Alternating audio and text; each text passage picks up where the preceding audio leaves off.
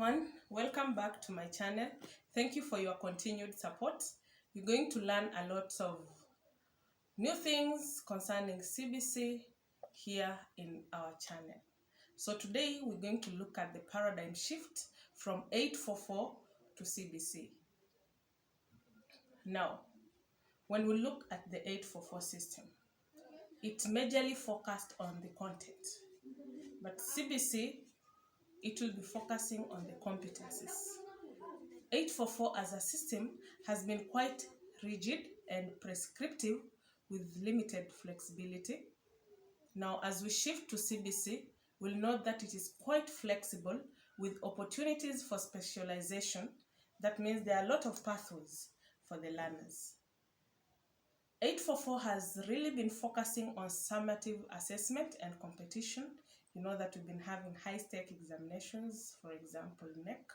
And then for the CBC, there'll be a balance between the formative and summative assessment and excellence. As 844 has been emphasizing on schooling, CBC will be emphasizing on education. And then, you know very well, 844 has been chalk and talk. That is, a lot of teaching has been involved. But for the CBC, the focus will be on learning. Now, we want to look at the basic education curriculum framework that we did not do last time. And here we're going to look at the national goals of education that are linked to the values, the theoretical approaches and principles, and also the core competencies. There are expectations that we as parents would like to have on our children. What do we expect? What will be the expectations of the teachers? How will a 21st century learner be like? And now when we talk of the core competencies, those are the key aspects that will be tested. One of the core competencies is self-efficacy, learning to learn, digital literacy, citizenship, imagination and creativity, critical thinking and problem solving, communication and collaboration. And that means that we expect a 21st century learner to be an innovator,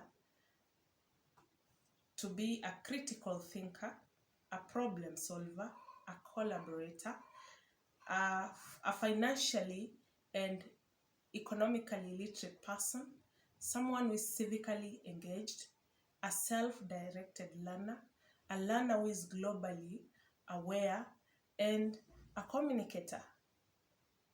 So besides that, we need to understand now the national goals of education.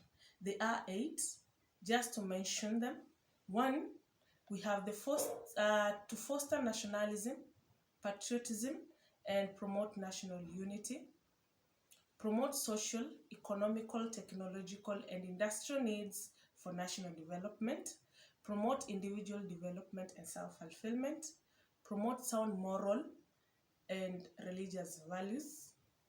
Promoting social equity and responsibility. In addition, we have promoting respect for and development of Kenya's rich and varied cultures.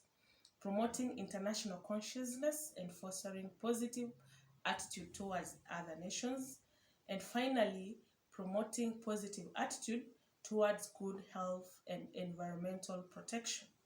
Those are 8 national goals of education. And as learning will be taking place, there'll be a linkage. We also talked of values, and we'll wish to know how those values are integrated in the curriculum. But now, which are these values before we know how they'll be integrated in the curriculum?